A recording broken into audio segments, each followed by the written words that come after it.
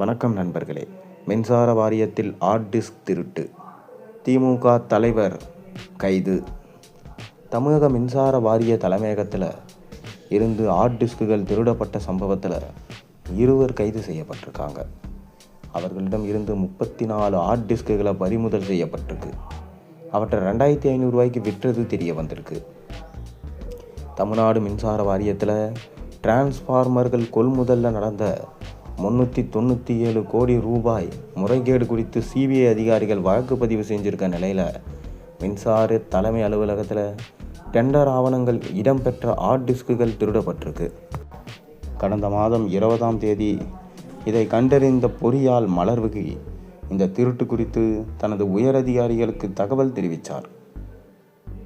மின் வாரிய அதிகாரிகள் நடத்திய விசாரணையில் மே 16, 17 ஆகிய நாட்களில் குறைந்த அளவில் ஊழியர்கள் பணியில் இருந்தபோது ஹார்ட் டிஸ்க் திருடப்பட்டிருக்கிறது தெரிய வந்திருக்கு.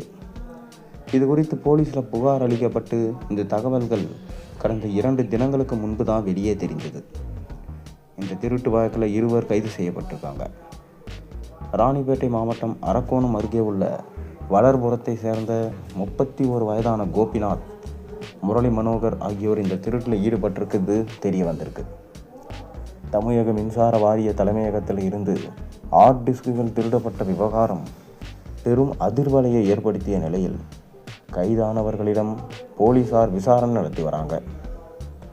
இது குறித்து போலீசார் என்ன சொல்லியிருக்காங்கன்னா, கோபிநாத் மே 16, 17 ஆகிய தேதிகளில் தமிழக மின்சார வாரிய தலைமையகத்தில் இருந்து 34 ஹார்ட் டிஸ்குகளை திருடி இருக்கார். பின்னர் அவற்றை தனது வீட்டில் மறைத்து வைத்திருந்தது. அதில் இருந்த தரவுகளை எல்லாம் அழித்த பிறகு பெங்களூருவுக்கு அதை கொண்டு சென்றார். தலா 20,000 மதிப்புள்ள ஹார்ட் டிஸ்குகள் ஒவ்வொன்றும் 2500க்கு விற்கப்பட்டிருக்கு. தற்போது மின் வாரியம் தொடர்பான கொள்முதல் ஒப்பந்த புள்ளி நடவடிக்கைகளில் ஈடுபட்ட நபர்கள் குறித்து விசாரணை நடத்தப்பட்டு வருகிறது என போலீசார் தெரிவிச்சிருக்காங்க. இந்த வழக்கை சிபிசிஐடிக்கு மாற்றுவது குறித்து போலீசார் பரிசீலனை செஞ்சுட்டு வராங்க. கைது செய்யப்பட்டவர்கள் நீதிமன்றத்தில் ஆஜர்படுத்தப்பட்டு சிறையில் அடைக்கப்பட்டிருக்காங்க. மேலும் அவர்கள் சொல்லும் தகவலின் பேரில் விசாரணை நடந்து வருகிறது. யார் சொல்லி இந்த ஹார்ட் டிஸ்கை திருடினீர்கள், எவ்வளவு பணம் பெற்றீர்கள், மேலும் ஹார்ட் டிஸ்கில் உள்ள முக்கியமான தகவல்களை எதனால் அழித்தீர்கள், அதை எதனால் விற்றீர்கள் என்கின்ற தகவல் அனைத்தும் தற்போது விசாரணை செய்யப்பட்டு வருகிறதாம். மின்சாரத்துறை அமைச்சர் ஆய்வு செய்த பிறகு தொடர்ந்து இந்த திருட்டு என்பது நடந்தது. விஜய் அவர்கள் வெள்ளை அறிக்கையாக நான் திமுக செய்த ஊழல்களை சமர்ப்பிப்பேன் என கூறியதிலிருந்து திமுகவில் உள்ள முக்கிய தலைவர்கள் அனைவருக்கும் பெரும் தலைவலியாக இருந்து வந்தது. அதைத் தொடர்ந்துதான் இம்மாதிரியான திருட்டு வேலைகளில் திமுக இறங்கியுள்ளதாக எடப்பாடி அவர்கள் குற்றம் சாட்டியிருந்தார். தொடர்ந்து செந்தில் பாலாஜி தான் இதற்கு காரணம் என்கின்ற மறைமுக தகவல்களும் ஓடிக்கொண்டிருக்கிறது. ஏனென்றால் செந்தில் பாலாஜிக்கு எதிராக தற்போது அமலாக்கத்துறை ஆளுநர் அருளேகரிடம் ஒப்புதல் கேட்டு கடிதத்தை எழுதியிருக்கிறார்கள். தமிழக முதலமைச்சர் விஜய் அவர்கள் அமலாக்கத்துறை எழுதிய கடிதத்திற்கு ஒப்புதல் அளித்து பதில் கடிதம் எழுதியிருந்தார். அதைத் தொடர்ந்து அர்லேக்கரிடம் அனுமதி கேட்டு செந்தில் பாலாஜியை கைது செய்ய வேண்டும் என்கின்ற தீவிர முயற்சியில் தற்போது ஈடுபட்டு வராங்க. ஏனென்றால் போக்குவரத்து துறை அமைச்சராக இருந்தபோது பல்வேறு மாணவர்களுக்கு வேலை வாங்கி தருவதாக பல்வேறு கோடிகளை ஊழல் செய்திருந்தார் செந்தில் பாலாஜி. அதற்காக அப்போதே அவர் கைது செய்யப்பட்டு சிறையில் அடைக்கப்பட்டிருந்தார். அதன் பிறகு ஜாமீனில் வெளிவந்த செந்தில் பாலாஜி திமுகவில் இணைந்து கொண்டு முக்கியமான அமைச்சர் பொறுப்பையும் வகித்தார். இதனால் திமுக அவரை கைது செய்ய விடாமல் தடுத்து வந்தது. தற்போது புதிய ஆட்சி அமைத்திருக்கும் சூழலில் செந்தில் பாலாஜி இனி அமலாக்கத்துறையிடமிருந்து தப்பிக்க முடியாது என்கின்ற தகவல் வெளியாகியிருக்கிறது. தொடர்ந்து கைது செய்யப்பட்ட 2 முக்கிய விசாரணைகள் நடந்து வருகிறது. அந்த விசாரணையில் செந்தில் பாலாஜியா இல்லை என்றால் திமுகவின் தலைவரா என்பது தெரிய வந்தால் வேறு மாதிரியான நடவடிக்கைகள் எடுக்கப்படும் என சொல்லப்படுகிறது. அதை தொடர்ந்து பார்த்திங்கன்னா தமிழக அரசில் அடுத்தடுத்த திருப்பங்கள் அரங்கேறி வரும் நிலையில் அதிமுகவை சேர்ந்த பல முக்கிய முன்னாள் அமைச்சர்கள் மற்றும் முன்னாள் எம்எல்ஏக்கள் தமிழக வெற்றி கழகத்தில் இணைய உள்ளதா வெளியாயிருக்க தகவல் அரசியல் வட்டாரத்தில் பெரும் பரபரப்பை ஏற்படுத்தியிருக்கு.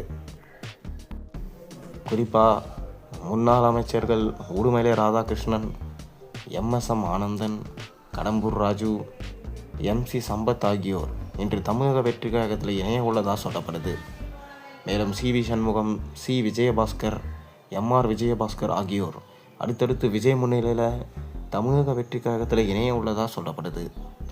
2026 சட்டப்பேரவை தேர்தலில் அதிமுக தலைமையிலான தேசிய ஜனநாயக கூட்டணி எதிர்பார்த்த வெற்றியை பெற முடியல. கூட்டணியில் இருந்தபோதும் அதிமுக வெறும் 47 தொகுதிகளில் மட்டுமே வெற்றி பெற்றது. இதனால் 3வது இடத்திற்கு தள்ளப்பட்டிருக்கு. இதனடுத்து கட்சிக்குள் அதிருப்தி குரல்கள் அதிகரிக்க தொடங்கிடுச்சு. தொடர்ச்சியாக தேர்தல் தோல்விகளை சந்தித்து வந்த நிலையில் எடப்பாடி பழனிசாமி தலைமையின் செயல்பாடு குறித்து பல்வேறு மூத்த நிர்வாகிகள் கேள்வி எழுப்ப தொடங்கினாங்க. இதன் பின்னணியில் எஸ்பி வேலுமணி மற்றும் சிவி சண்முகம் ஆகியோரை மையமாக கொண்டு தனி அணி ஒன்று உருவானது. இந்த அணிக்கு பல மாவட்ட நிர்வாகிகளும் முன்னாள் அமைச்சர்களும் ஆதரவு தெரிவித்ததா அரசியல் வட்டாரத்தில் சொல்லப்பட்டது. தாவேக ஆட்சி அமைப்பதற்கான நம்பிக்கை வாக்கெடுப்பின் போது எஸ்பி வேலுமணி மற்றும் சிவி சண்முகம் ஆதரவு எம்எல்ஏக்கள் அரசுக்கு ஆதரவாக வாக்களித்து அதிமுகவில் கடும் சர்ச்சையை ஏற்படுத்தினாங்க. இதனைத் தொடர்ந்து எடப்பாடி பழனிசாமி கோபமடைந்தார். ஒழுங்கு நடவடிக்கைகளும் மேற்கொண்டார். சிலரின் பொறுப்புகள் பறிக்கப்பட்டது. இது உட்கட்சி மோதலை மேலும் தீவிரப்படுத்தியது. அதே நேரத்தில் தாவேகாவில் இணையும் அதிமுக நிர்வாகிகளுக்கு அமைச்சரவை வாய்ப்பு கிடைக்கலாம் என்ற பேச்சுகளும் பரவலாக பேசப்பட்டது. ஆனால் அதுபோன்று எதுவும் உடனடியாக நடைபெறலை. இருந்த போதிலும் அதிமுகவிலிருந்து விலகும் போக்கு தொடர்ந்தது. மதுராந்தகம் தொகுதியை சேர்ந்த மரகதம் குமரவேல், பெருந்துறை தொகுதியை சேர்ந்த ஜெயக்குமார், தாராபுரம் தொகுதியை சேர்ந்த சத்தியபாமா உள்ளிட்டோர் பலர் தாவேகாவில் இணைந்து அதிமுகவுக்குள்ள மேலும் அதிருப்தியை ஏற்படுத்தியது.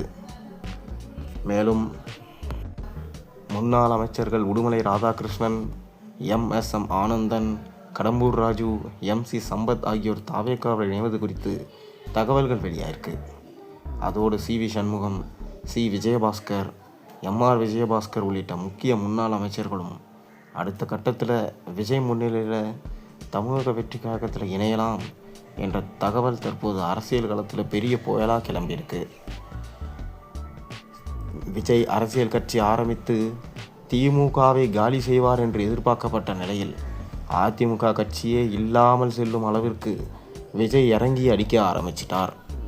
எடப்பாடியை இது நாள் வரையில் சந்திக்காத விஜய் இனி எடப்பாடியை கட்சியே இல்லாமல் செய்வார் என்கின்ற பேச்சு அரசியல் வட்டாரத்தில் போய்கொண்டிருக்கிறது.